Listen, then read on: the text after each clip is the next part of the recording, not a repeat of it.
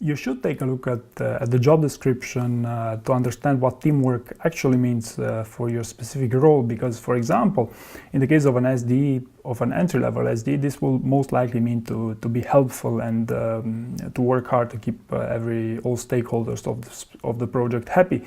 But in the case of more senior types of jobs or project management roles, it will likely give you useful insight into what types of core competencies Amazon is looking in a successful candidate, such as leadership skills, time management skills, people skills, or working under pressure. So next I'm going to share a few examples that will touch upon 3 of Amazon's 40 leadership principles, that of frugality, insist on the highest standards, and ownership.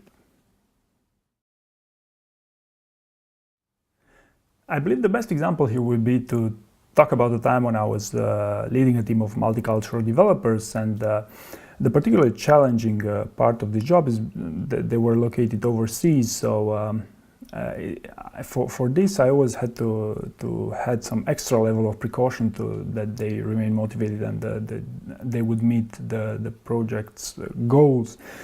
So for this, I ensured that I would over-communicate with them pretty much on a daily basis, and even visited them on site whenever I could.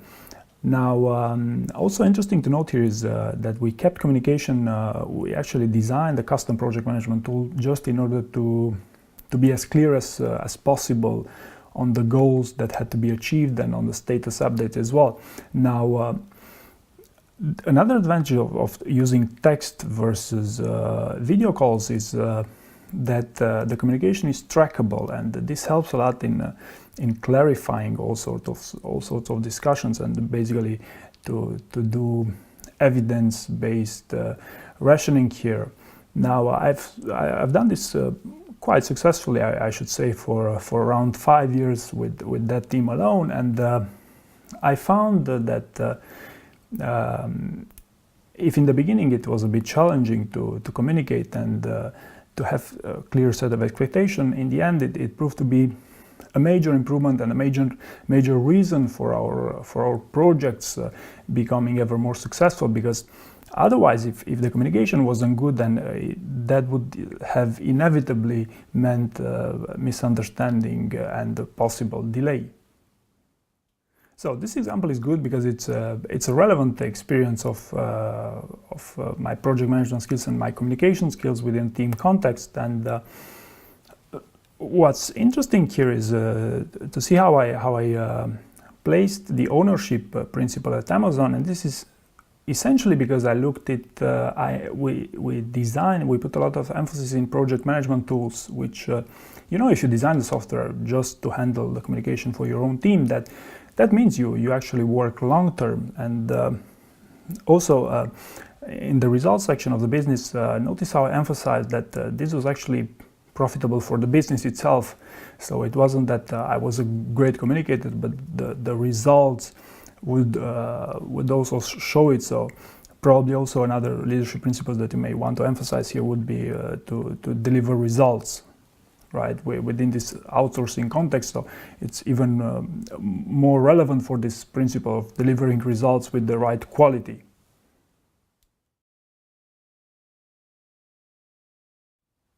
The best example that I can give here is while leading a team of multicultural developers, and the challenge here was most of the members of my team were young, and there was a high risk for them to go to leave us for our competitors. And for this, I had to ensure that they would stay motivated at all times, and I made my best to communicate and over-communicate with them to see what their needs would be.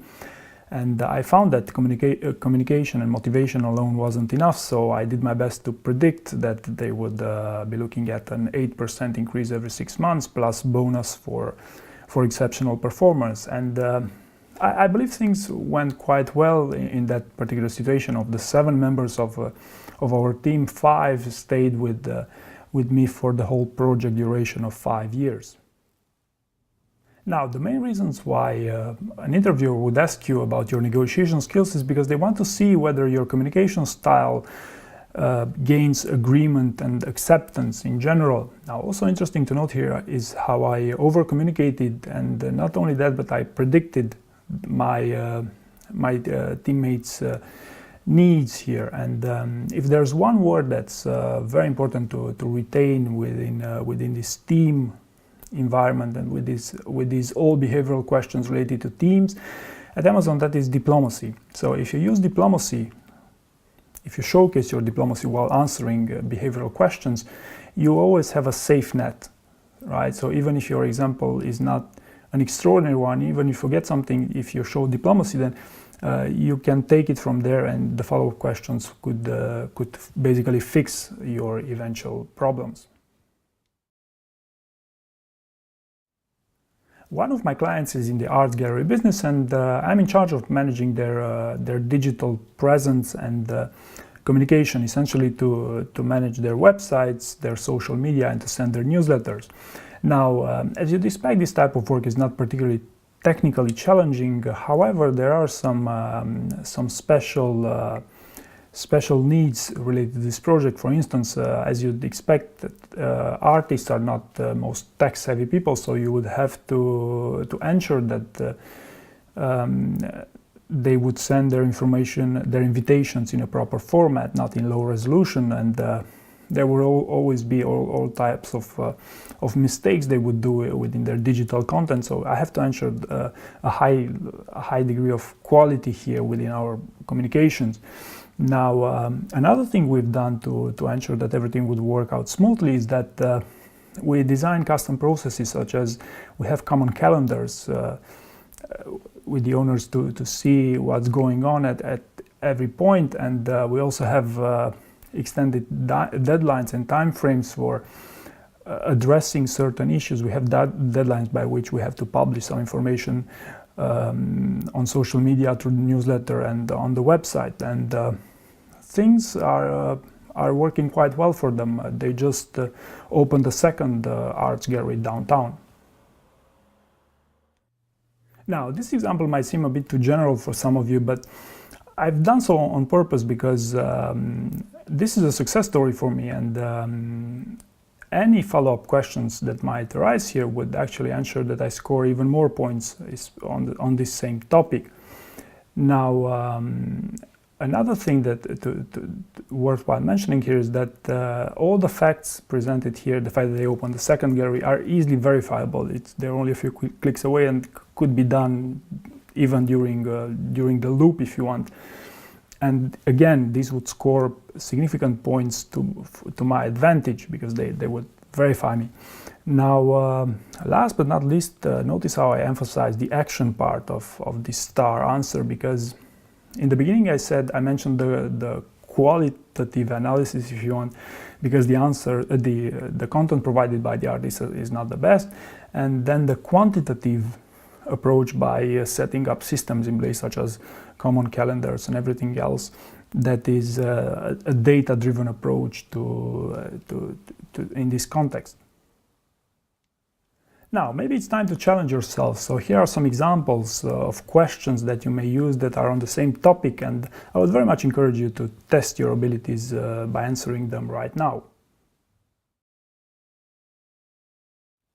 And as always, I hope you found this information useful, and thank you very much for watching.